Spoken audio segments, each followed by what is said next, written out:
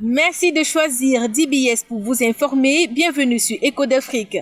Au Tchad, les dates des élections législatives et présidentielles sont connues. Selon le chronogramme provisoire des élections rendu public par la Commission électorale et le cadre national de dialogue politique, la présidentielle est prévue pour le 11 avril 2021, l'échéance normale et les législatives le 24 octobre de la même année, soit plus de 6 ans après la fin du mandat des députés élus en 2011. La semaine dernière, le président Idriss Déby Itno avait sommé les deux organes en charge des élections d'accélérer le processus électoral. La CENI et le CNDP ont indiqué que ce nouveau chronogramme fait l'objet d'un consensus et le processus comprendra la révision du fichier électoral. Si la majorité présidentielle se réjouit de ce chronogramme, ce dernier ne fait pas l'unanimité au sein de l'opposition.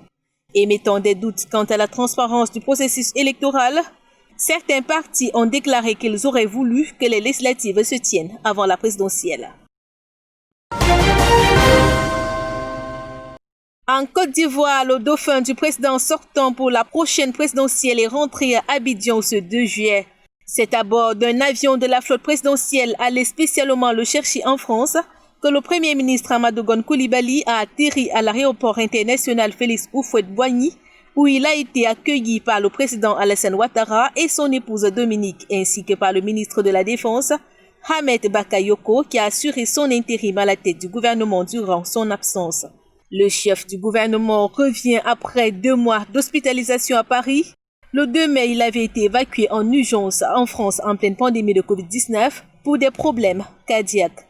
Mais son séjour, qui devait initialement durer quelques semaines, selon le gouvernement, s'est finalement prolongé en raison d'une seconde hospitalisation début juin.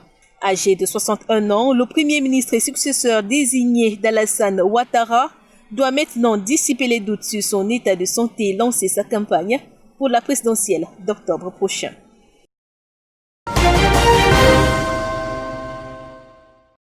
Au Mali, la démission du président Ibrahim Boubacar Keïta n'est plus au cœur des priorités du mouvement de contestation qui sécoule au pays depuis plusieurs semaines.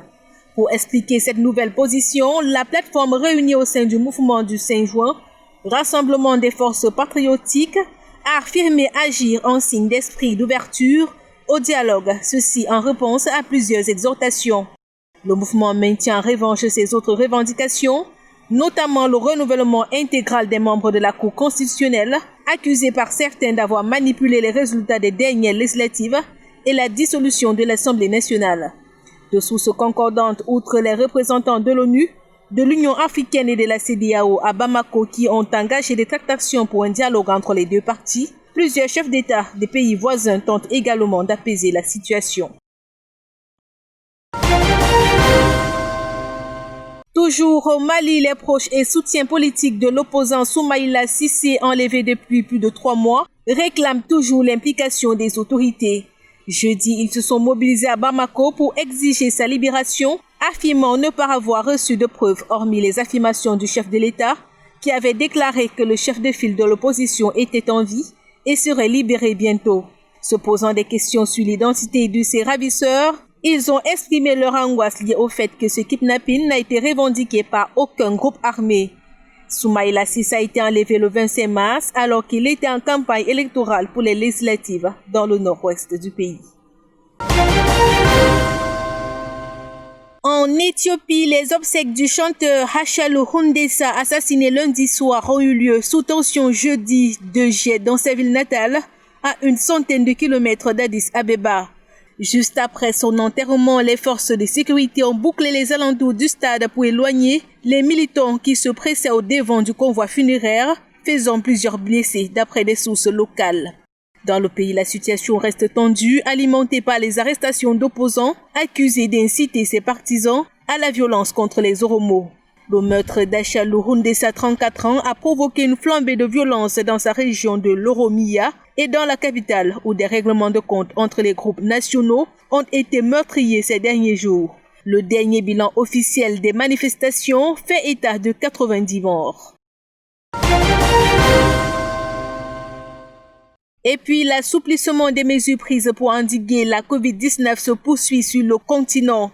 Le Nigeria annonce jeudi la reprise des vols intérieurs dans une semaine. L'annonce a été faite par le ministre de l'Aviation qui a indiqué que les aéroports d'Abuja et de Lagos reprendront leur activité intérieure le 8 juillet 2020. Ceci en référence aux aéroports qui desservent la capitale et le centre économique du pays. Il a également précisé que les aéroports de Kano dans le nord, le port Hakou dans le sud, Doweri dans le sud-est et Maïdougouri dans le nord-est rouvriraient le 15 juillet. En revanche, les vols internationaux resteraient interdits. Le Nigeria avait fermé son espace aérien en mars dans le but de contenir la propagation du coronavirus qui a contaminé, selon un dernier bilan, 26 484 personnes et causé 603 décès dans le pays. En Afrique du Sud, des dizaines de personnes ont investi les rues de Johannesburg pour exprimer leur désaccord face aux premiers essais cliniques pour un vaccin contre la pandémie du nouveau coronavirus en cours dans le pays. Dénonçant une forme de viol inacceptable qui va à l'encontre de tous les protocoles, ils ont exigé un consentement éclairé avec les personnes qui vont marquer leur approbation. Le premier essai de vaccin contre le coronavirus sur le continent a commencé en Afrique du Sud la semaine dernière. Ce candidat vaccin développé par l'université d'Oxford est déjà en phase de test sur l'homme. 2000 volontaires doivent être testés en Afrique du Sud qui approche dangereusement de la barre des 140 000 cas détectés de coronavirus et 2500 morts. Et reste le pays le plus touché d'Afrique par la pandémie. En avril dernier, une polémique sur l'éventualité que le continent puisse servir de cobaye pour tester des vaccins avait déclenché une vive colère.